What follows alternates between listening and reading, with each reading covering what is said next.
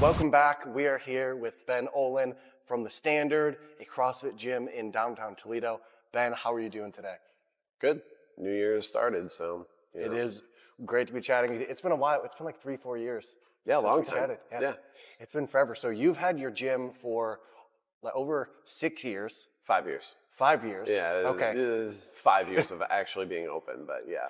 Your soft launch was in January 1st of 2018, right? Yep. Okay. Yep. And what kind of started your journey into CrossFit? I really didn't know what the heck I was doing when I started anything inside the gym. I didn't pick up a weight until I was 32 years old. Wow. So I hired a personal trainer. He's still friends with me, so like he won't be mad about me saying this, but he didn't know anything. And so I tried out like bodybuilding. I tried out Tough Mudder training. I tried powerlifting. I did, all this stuff. And eventually, I was managing a gym at the time, and then a CrossFit affiliate moved into the same gym that I was managing. And so to try to like bridge the cultures together, I was like, oh, well, I'll go do some CrossFit. And then I realized like I'm not as fit as I thought I was. Yeah. But they weren't doing things perfectly on their side either. Like they could have really benefited from our side as well. But that kind of like showed me that there's an opportunity to improve not only my fitness, but also give a different take on the CrossFit methodology that is kind of getting overlooked. Yeah, that's awesome. And what kind of, so from you being like in the gym and starting that, what progressed you into starting your own gym? The same gym that I was managing, I got fired from. Wow. The guy who owns it, and I just didn't see eye to eye, and so his values were not my values. But I was training a number of people there, and they just said, "Well, we just want to train with you. We don't want to just have a different trainer at the same place." And so they kind of forced me to open my own, but in the end, it didn't work out real perfectly because there was a lot of red tape, and I really didn't understand what it was like to try to scout locations and then sign a lease and then buy some stuff. It was just a lot more burdensome than I expected, but they really pushed me to do it.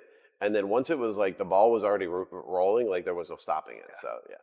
That's amazing. And you also talked about the location, especially with downtown Toledo growing a lot and like having more of a community feel. Why did you choose this spot, downtown Toledo? Yeah, I'm a native Toledoan, so downtown for me when I was growing up was nothing.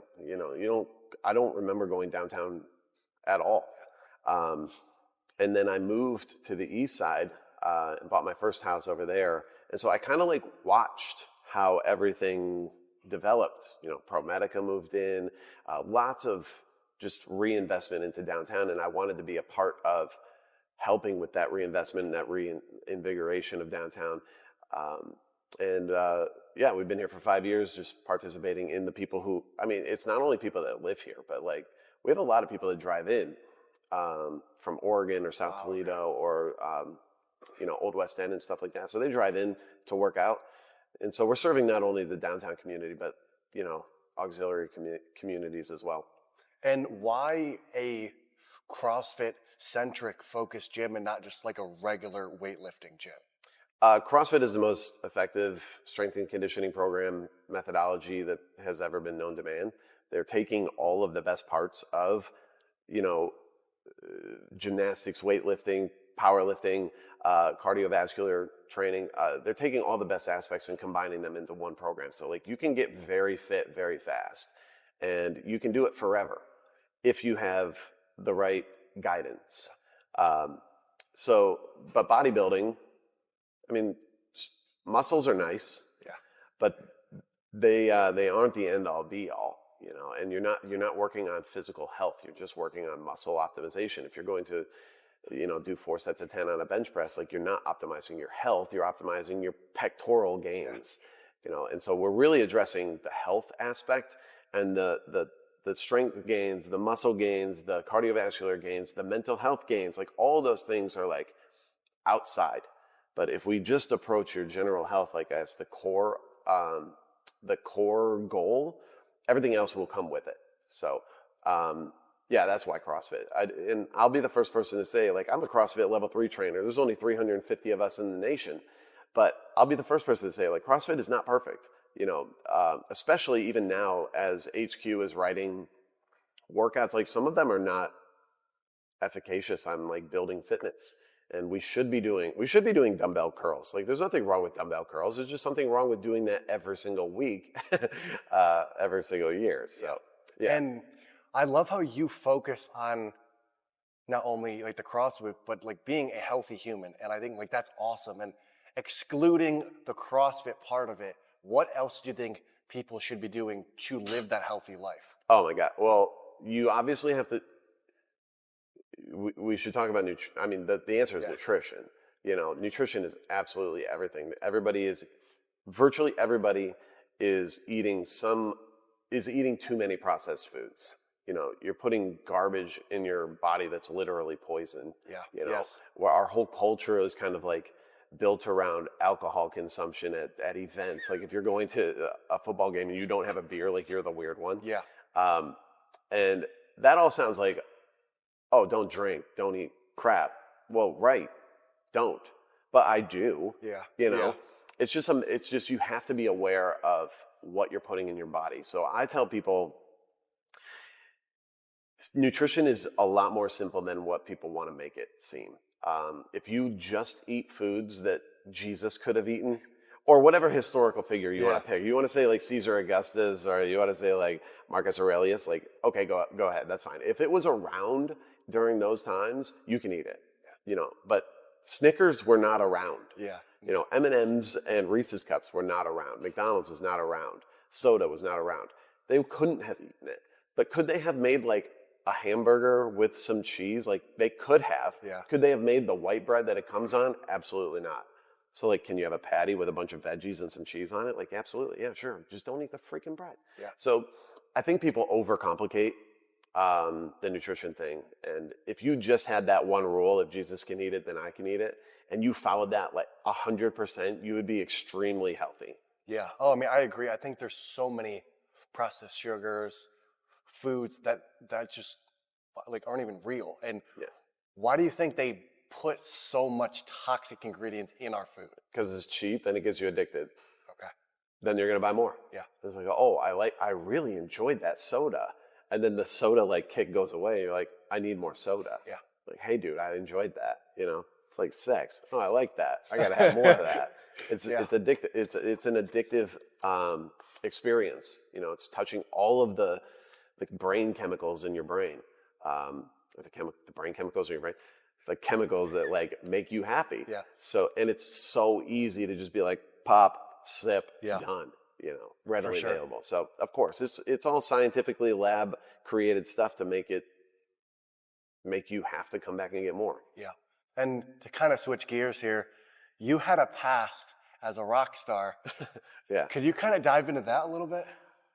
How deep do you want me to dive? Yeah, I was in a band for 7 years. We were signed to a division of EMI, which is the second largest record label in the universe. It was a Christian rock band. We had two nationally released albums, one #1 single. So I got to go I got to travel the nation. I've been to every major city. I've been to a lot of these different like cultural places, but we got to go overseas 6 times and play in front of thousands of people. So it was a great experience. But I think it did prepare me for being in this role, because being in front of people is easy. Like interacting with people is easy. Delivering hard information like, hey, we've got to leave is easy. Getting in front of a camera and talking to somebody with a mic strapped onto you is easy. Like some people would be really freaking out. Yeah. I'm like, okay, let's just sit down and talk. But I did that for 7 years. It's a blessing. I would do it all over again. It didn't end super great for really anybody involved, but it's a phenomenal experience. I wouldn't trade it for the world. And you also did a Christmas show in Amsterdam 14 years ago. Yeah. How was that experience? Amsterdam is wild. Um, all drugs are legal.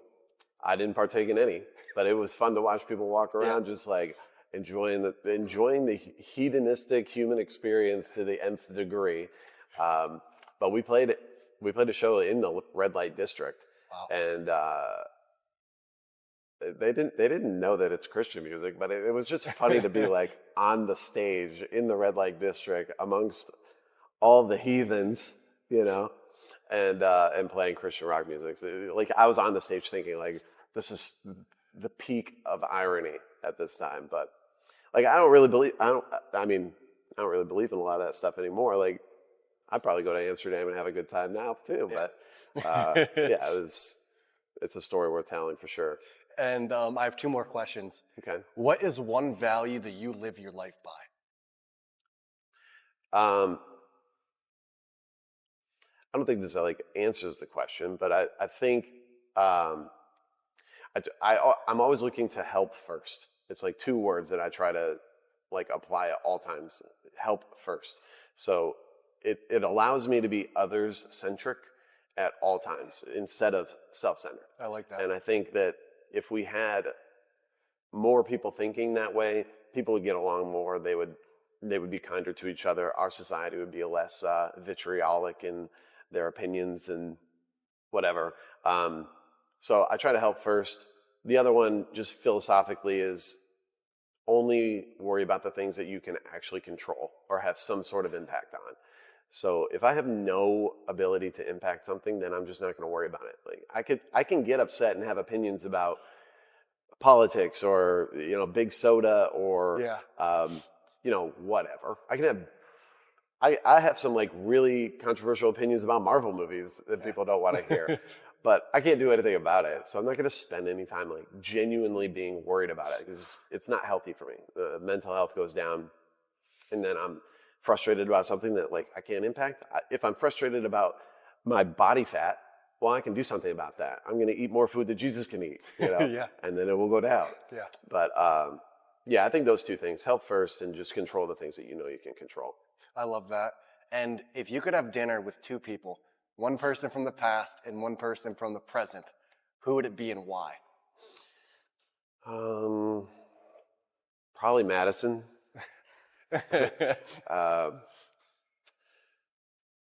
Current people, man, that's tough. I don't know. There's not anybody. I don't know. Probably Greg Glassman, just because I want to pick his brain about Okay. some training stuff. And he's a very he's a very misunderstood type of person. He got in trouble a couple of years ago because like he tweeted this thing that people read the wrong way, and it's like he's too smart for Twitter. He's too smart for Twitter. So I would like to talk to him for a long period of time. Dead Marcus Aurelius. He's like he's on my Mount Rushmore. Yeah. So it's like Glassman. There's a guy named Robert Sapolsky who's a neurobiologist at Stanford, and then Marcus Aurelius are on my Mount Rushmore. I got one more space. I'm not sure who's gonna show up on that. That's awesome. And it's funny because our first guest actually chose him as well. So that's Who?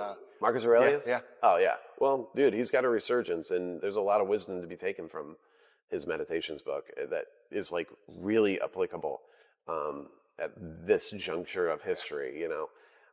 Where people's mental health is really bad, their physical health is really bad. If they dove into this and like align themselves with stoicism generally, their lives would be significantly better. Yeah, I agree. And oh no, Go ahead. No. if that's what the questions like I have. If there's anything that you want to say to people, and how can people find you? You can find us at thestandardtoledo.com. The thing that I think is most important about what we do at the Standard is we don't do CrossFit, but like the way that it's normally done. Normally you come in and it's like, here's the workout, good luck. Well, we've got a trainer that's going to hopefully like guess to see, well, maybe you look like a 95 pounder and you look like a 55 pounder. Like what? Based off of what? My look?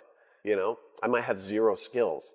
You know, I might have world-class skills. You gave me 75 pounds, I have world-class, you know, snatching skills. So we don't do any of that. We take in all the information about the people that train here, and we say, okay, well, this person can deadlift this, they can push up this, they can snatch this, they can run this fast. Like, we take in all these metrics, and then we use those metrics to deliver that person the RX for Easton. It's like Easton's RX is this, Ben's RX is this. There isn't a universal RX. It's like RX is, you know, you would never universally apply any sort of medicine to somebody. Like, oh, everybody should get a vaccine. No, there are some people that will literally die if you take the vaccine. So, like, we don't do that. Like, we don't do that in any situation in our lives. Why do we do this in CrossFit? Yeah. It's very frustrating. So we have 6 different levels of like RXs, and it's like belt levels: yellow, orange, blue, purple, brown, black. I like that. And so there might be an RX for black level athletes, but there's also a RX for blue level athletes. And so if you're blue, then you do this version of the workout. Well, what if you're like red level and then yellow level, but you're a blue? It's like, okay, well, we're going to take those together, and then we're going to have this nice, perfect challenge for Easton on this day. The perfect workout for you is this. Perfect workout for me is this. And we have trainers and a system that allows us to do that, like, in an instant. It keeps people from getting injured. It makes them progress faster, and they have a good time doing it because they're not frustrated about, like, oh, I didn't do the RX version. I didn't say I was scaled. Like, yeah, we don't do any of that stuff. So I think that's our differentiator, and I think that's how it should be done. Like, CrossFit 2.0 is using levels-based training. Yeah. I mean, I think focusing on the human being and what they need is important. Well, Ben, I mean, thank you so much. I appreciate it. And I love what you're doing, and I love how you take not only a human approach, but you actually care. So I mean, thank you for coming on. Yeah, no problem. Help first, baby. That's all it is. Awesome. Thanks, dude. Yep.